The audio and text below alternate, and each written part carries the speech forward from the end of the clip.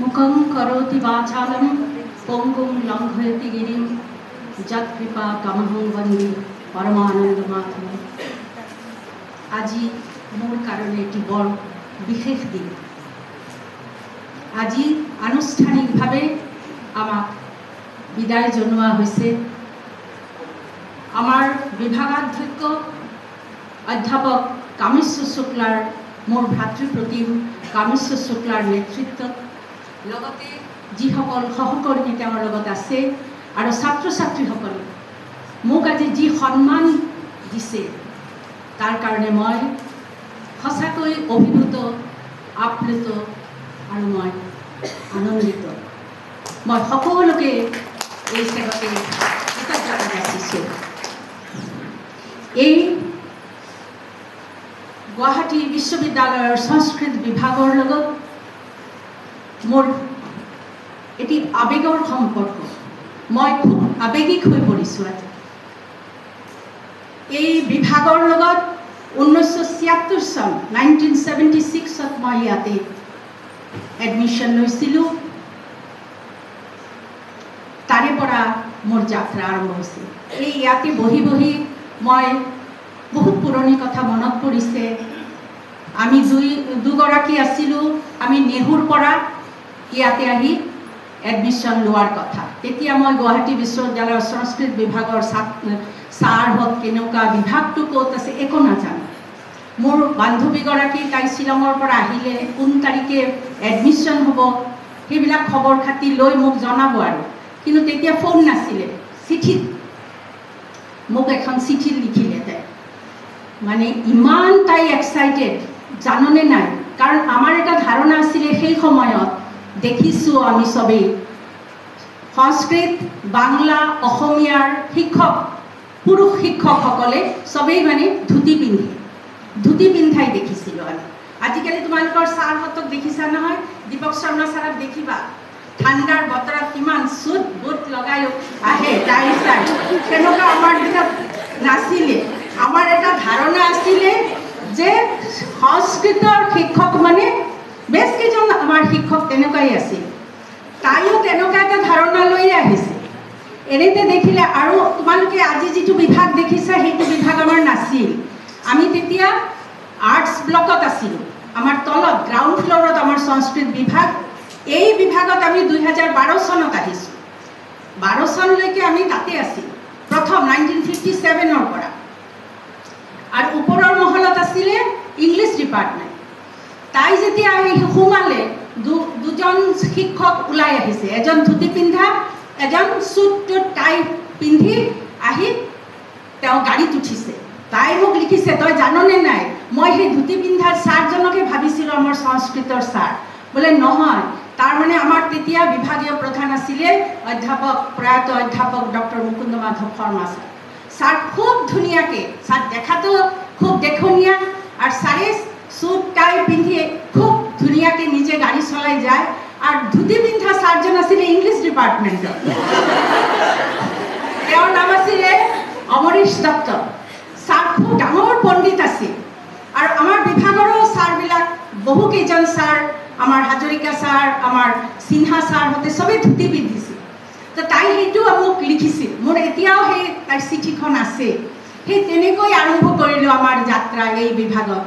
তাৰপিছত ইয়াৰে পৰা MPhil কৰিলোঁ, PhD কৰিছোঁ। পৰৱৰ্তী সময়ত শিক্ষক হৈ ইয়াতে সোমালোঁ। এই বিভাগৰ লগত বহু ঘটনা। এই বিভাগে মোক আজি মই আজি য'ত থিয় হৈ আছোঁ, মোৰ আজি যিটো পৰিচয়, এইটো কিন্তু মোৰ বিভাগে মোক দিছে। কাৰণ মোৰ সামাজিক পৰিস্থিতি, মোৰ বিদ্যায়তনিক পৰিস্থিতি চব কিন্তু বিভাগক কেন্দ্ৰ কৰি।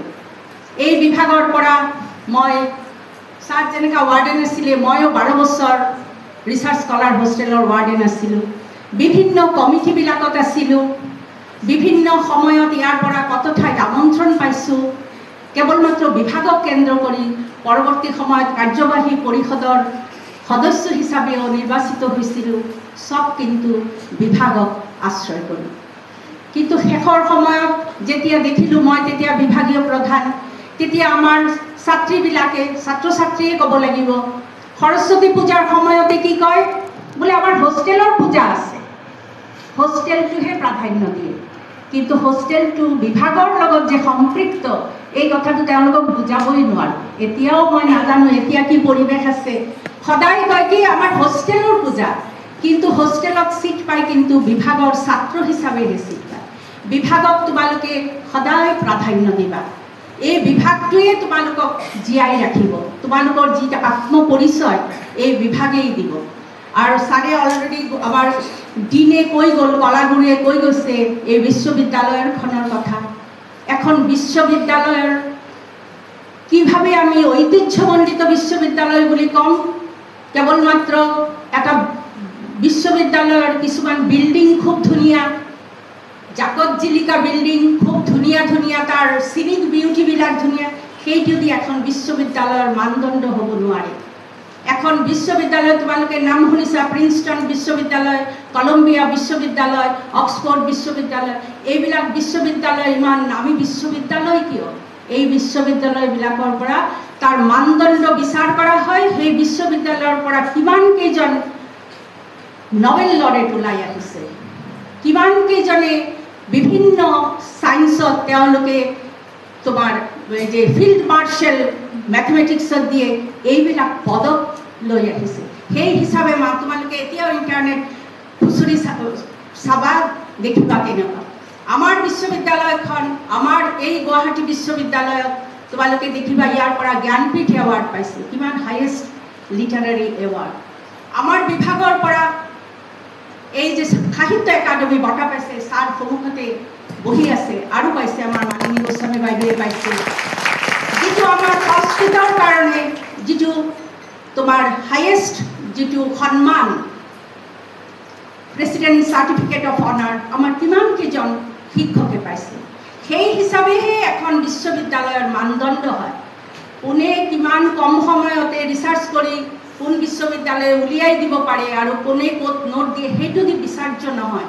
তোমালোকে সেইটো গৌৰৱ কৰিবা যে এই বিশ্ববিদ্যালয়খনত মই যে ছিট পাইছোঁ, মই গৌৰৱৰ কথা।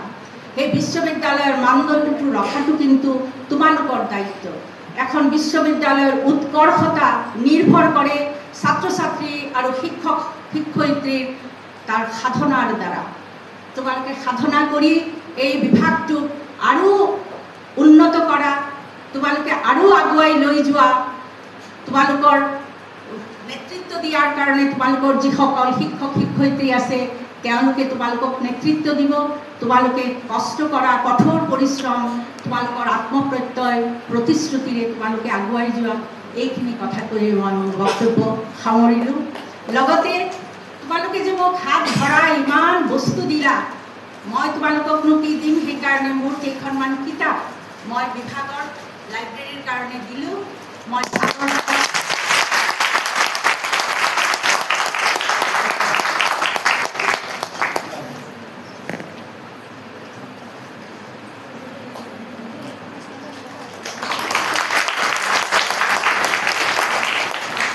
তোমালোকে পঢ়িবা, লাইব্ৰেৰীত থাকিব, ভাল লাগিব তেতিয়া।